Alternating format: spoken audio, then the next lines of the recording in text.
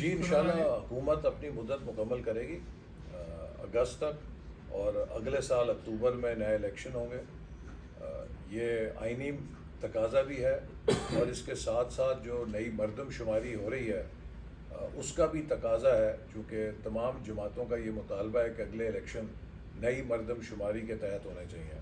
تو مردم شماری بھی فروری میں مکمل ہوگی، تو اس کے بعد پھر نئی حلقہ بندی ہوگی، اور پھر پورا ایک نیا الیکشن کا عمل اس کے بعد مکمل ہوگا اگست تک۔ پاکستان کی معیشت اب اس کو سنبھالنے کے لیے حکومت نے کافی اقدامات اٹھائے ہیں۔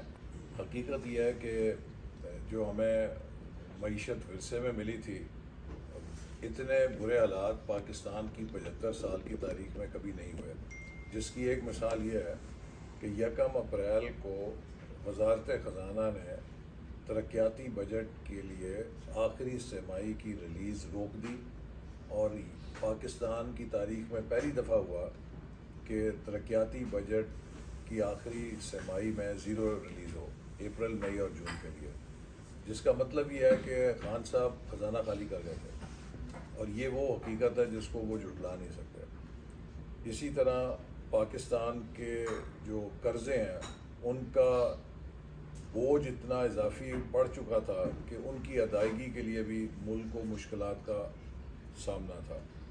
تیسرے نمبر پہ جو ڈی ویلیویشن وہ شروع کر کے گئے، اس نے ملک کے اندر ایک افراط زر کو بے قابو کر دیا۔ چوتھی، پاکستان اور آئی ایم ایف کا جو معاہدہ تھا، جس پر 2 دفعہ عمران خان صاحب کی حکومت نے دستخط کیے، اس کی مسلسل خلاف ورزیاں کر کے آئی ایم ایف کو بھی اس معاہدے سے باہر کر دیا۔ تو ان مشکل حالات میں جب ہماری حکومت آئی تو نہ صرف یہ کہ خسارہ بے قابو تھا، حکومت کا خزانہ خالی تھا، بلکہ اس کے ساتھ یوکرین کی جنگ کے وجہ سے عالمی سطح کے اوپر تمام کموڈیٹیز کی قیمتیں 3-4 گنا بڑھ گئیں، جس میں تیل مہنگا ہو گیا، خوردنی تیل مہنگا ہو گیا، گندم مہنگی ہو گئی۔ تو یہ سب مشکلات کا ہمیں سامنا کرنا پڑا، اس لیے ہم نے کچھ مشکل فیصلے لیے، لیکن اب الحمدللہ آہستہ آہستہ معاملات نارملائزیشن کی طرف جا رہے ہیں، اور انشاءاللہ اگلے چند ماہ کے اندر ہمیں امید ہے کہ معیشت دوبارہ مستحکم ہو جائے گی، اور ہم بہت پر امید ہیں کہ آئی ایم ایف کے ساتھ معاہدہ بھی بحال ہو جائے گا، اور اس کے بعد پھر بین الاقوامی سرمایہ کاری پاکستان میں آنا شروع ہو جائے گی۔ تو لہٰذا جتنا بڑا چیلنج ہمیں ملا تھا، ہم نے پوری دل جمی کے ساتھ، پوری کولیشن گورنمنٹ نے اور تمام سیاسی جماعتوں نے مل کر اس چیلنج کو قبول کیا، چونکہ ہمارے سامنے ایک ہی ہدف تھا کہ ہم نے پاکستان میں سری لنکا جیسے حالات نہیں پیدا ہونے دینے۔ عمران خان صاحب وہ تمام اسباب پیدا کر گئے تھے کہ پاکستان بھی سری لنکا کے راستے پہ نکل جاتا، لیکن الحمدللہ ہم نے بروقت نااہل حکومت کو نکال کر پاکستان کی معیشت کی تباہی کو ایمرجنسی بریک لگا کے روک دیا، اور اب اس کو ہم ٹرن اراؤنڈ کر رہے ہیں، اور انشاءاللہ ہمیں امید ہے کہ یہ ٹرن اراؤنڈ پاکستان جو ہے، یہ ہمارا جو پروجیکٹ ہے یہ کامیاب ہوگا، اور الیکشن سے پہلے ہم جب عوام کے پاس جائیں گے تو معیشت کو استحکام دے کر جائیں گے، اور لوگ دیکھ سکیں گے کہ عمران خان نے معیشت کس تباہی کے دانے پہ چھوڑی تھی، اور ہم ملک کو اس تباہی کے دانے سے واپس لے آئے۔ احسن صاحب، جو انٹیریئر منسٹر ہیں وہ کہتے ہیں کہ آئی ایم ایف ناک کو چنے وہ کرنے کے باوجود قرضہ نہیں اپروو کر رہا، کیا رکاوٹ ہے کیا؟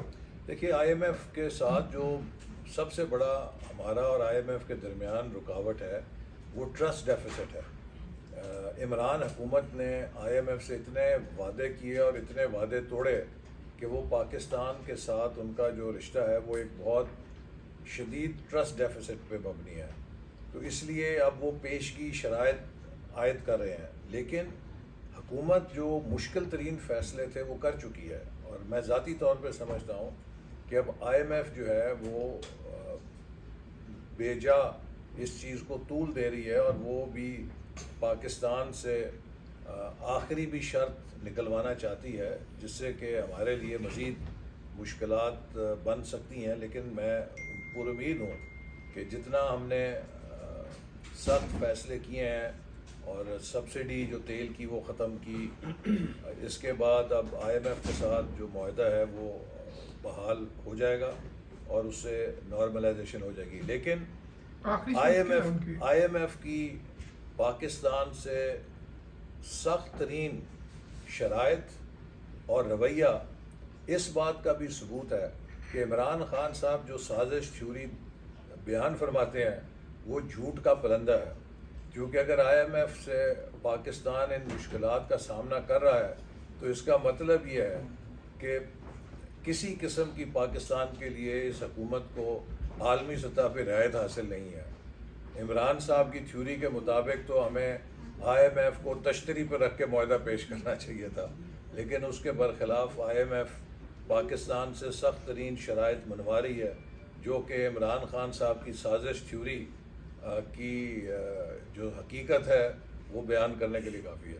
نواز شریف صاحب جو ہیں ان کی اب طبیعت کیسی ہے اور کوئی امکان ہے کہ وہ پاکستان واپس جائیں گے؟ لیکن آپ کوئی ایسا لینا، یہ جو عمران صاحب تقریریں فرما رہے ہیں اس کے اوپر جواب لیں تاکہ جو میڈیا کے لیے ذرا وہ کرنٹ ہوگی بات.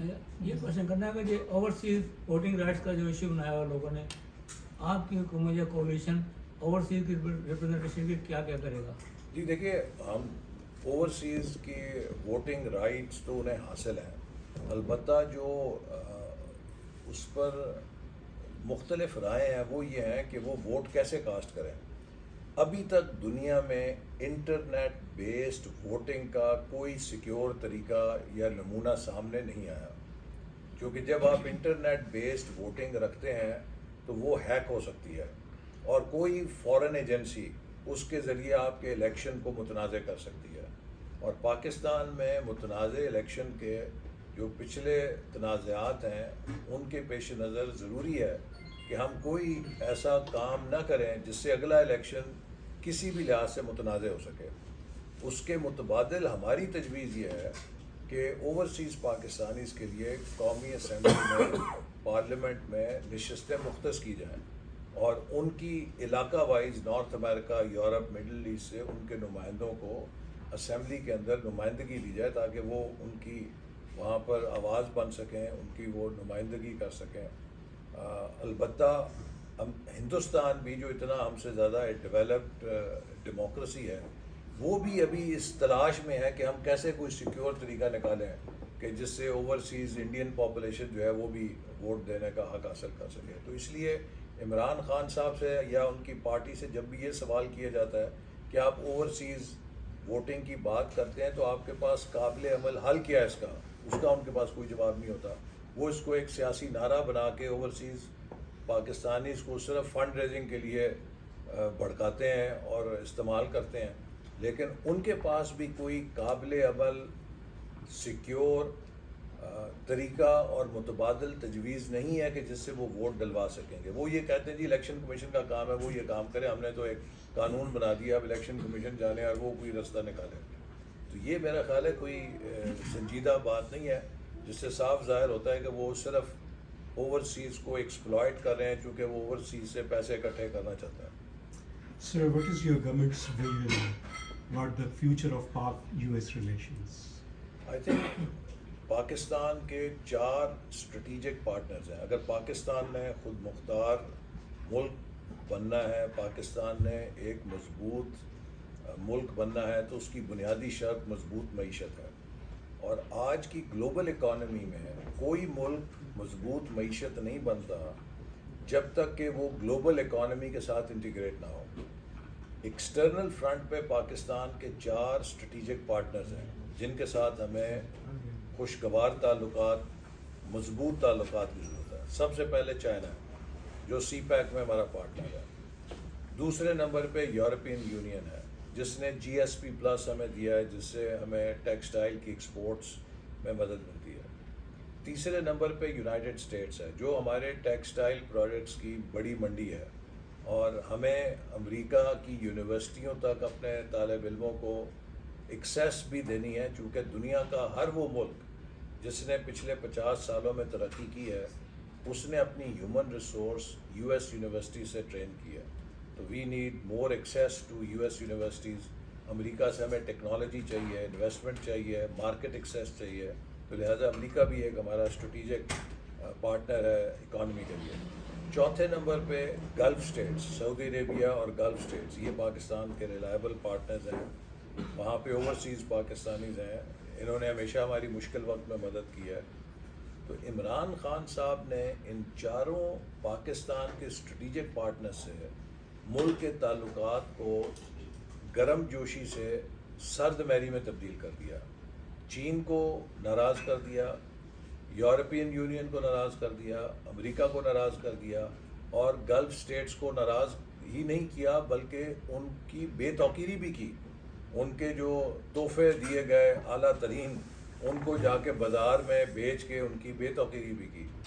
तो पाकिस्तान की ये जो सफारती तन्हाई है कभी पहले ऐसी नहीं थी कि आपने जो ताकत के 4 मराकज़ हैं पाकिस्तान के लिए, उन चारों से पाकिस्तान को काट दिया। ये तो पाकिस्तान के दुश्मनों का एजेंडा है। तो लिहाजा हम समझते हैं कि हमें इन चारों महाज़ों पे मुल्क को दोबारा मजबूत ताल्लुकात के साथ एंटर करना है। चाइना से भी ताल्लुकात रिस्टोर करने हैं, यूरोपियन यूनियन बड़ा क्रिटिकल है, हमें GSP+ अब उसकी तजदीद होनी है, उसको हमें हासिल करना है 2024 से 2034 के लिए। इसी तरह US से हमने ताल्लुकात को यहाँ पे ज़्यादा मार्केट एक्सेस के लिए, यहाँ से फॉरेन डायरेक्ट इन्वेस्टमेंट लाने के लिए, यहाँ पे अपने ग्रेजुएट्स और रिसर्चर्स को यूनिवर्सिटीज़ में भेजने के लिए ताल्लुकात बेहतर करने हैं, और गल्फ़ कंट्रीज़ के साथ भी। तो इन चारों महाज़ों पे अब हमारी हुकूमत काम कर रही है, और पहले की निस्बत हमारे ताल्लुकात रफ्ता रफ्ता गर्म जोशी की तरफ दोबारा जा रहे हैं। What about रशिया का कह रहे थे कि पेट्रोल के लिए खान साहब ने स्टेप इन किए थे। वो देखिए, वो एक प्रोपेगेंडा है। वो तो रशिया के सफ़ीर ने खुद कहा कि ऐसी कोई पेशकश पाकिस्तान के लिए नहीं थी। जहाँ तक हिंदुस्तान का ताल्लुक है, हिंदुस्तान रशिया से आज नहीं बल्कि कई दहाइयों से तेल ले रहा है, और वो उसकी पेमेंट भी रुपयों में शायद करता है गालबन, और उसकी जो रिफाइनरीज हैं वो रशियन ग्रेड ऑयल के ऊपर डिज़ाइन हुई हैं, और वो इसलिए उनका ये बड़ा पुराना उनके साथ रिलेशनशिप है। तो नया नहीं है कि कोई नया रशियन ऑयल आना शुरू हुआ है। इंडिया के साथ उनका पुराना They make money to export the refined oil, तो उसको पैसे ही बनाते हैं। जी हाँ। ये इंडिया के साथ तो बहुत पुराना है उनकी पुरानी रशियन ऑयल के लिए उनकी पुरानी रिफाइनरीज लगी हुई हैं जो वहाँ पे बहुत देर से काम कर रही हैं। तो इसमें कोई नई बात नहीं। हमारे लिए मुश्किल ये है कि पहली बात तो ये कि रशिया की कोई ऐसी ऑफर टेबल पे नहीं है, और सेकेंडली जब आप IMF के साथ कश्मकश में फंसे हुए हैं तो आप के लिए ऑप्शंस बड़ी महदूद हैं कि आप साइड नहीं कोई ले सकते। जब वेस्ट ने सैंक्शंस लगाई हुई हैं तो आप अगर रशियन ऑयल ले लें या IMF की डील ले लें। उधर फंस जाते हैं। तो ऐसा जो इकानमी को फिक्स करने के लिए आप सख्त फैसले कर रहे हैं, उसकी वजह से आपकी पार्टी की पॉपुलैरिटी में कमी आ रही है, और जो कॉस्ट वो आप पर सारी जा रही है। जो आपके कोलिशन पार्टनर्स हैं वो शेयर कर रहे हैं ये कॉस्ट? हर एक तमाम कोलिशन पार्टनर्स मिलकर फैसले कर रहे हैं, और वो तमाम फैसलों की जिम्मेदारी भी कबूल कर रहे हैं। और ये फैसले हम सियासी बुनियादों पर नहीं कर रहे हैं, ये कौमी ज़रूरत के तहत कर रहे हैं। और पाकिस्तान के अवाम भी इस बात को समझते हैं कि जो फैसले हमें करने पड़ रहे हैं ये हमारे गुनाह नहीं है। हमने तो अभी मुश्किल से 2 महीने गुजारे हैं, तो 2 महीनों में आप इतना बोझ नहीं उठा लेते। ये पिछले 4 साल का बोझ है जो हमें उठाना पड़ रहा है, और उसका हम कफ़ारा अदा कर रहे हैं। तो ये बात लोगों को भी मालूम है, क्योंकि मीडिया में रोज़ाना वो देखते हैं हालात को, पाकिस्तान के हालात समझते हैं।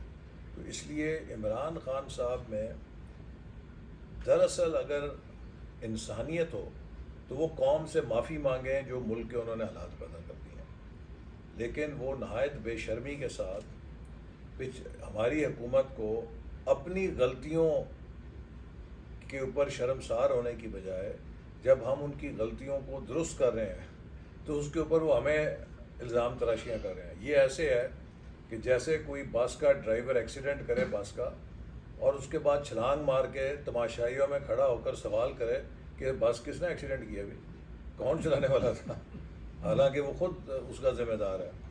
तो इसलिए इस वक्त जो हालात हैं लोग देख रहे हैं और लोग समझते हैं कि हम इमरान खान की गलतियां ठीक कर रहे हैं। तो वक्ती तौर पे जो हमें सियासी कीमत अदा करनी पड़ी है, जब आज से 8-10 महीने के बाद معیشت مستحکم ہوگی تو انشاءاللہ لوگ اس کا ہمیں کریڈٹ بھی دیں گے.